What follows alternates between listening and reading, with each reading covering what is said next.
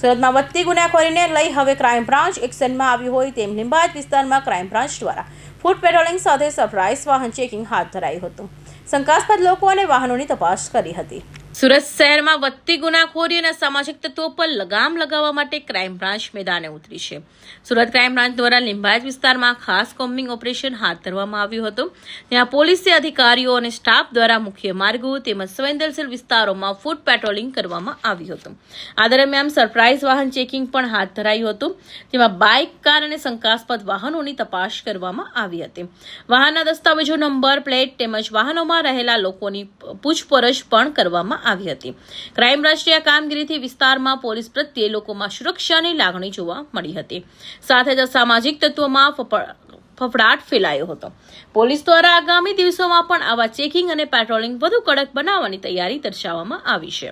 Bureau report, Hind TV news, Surat.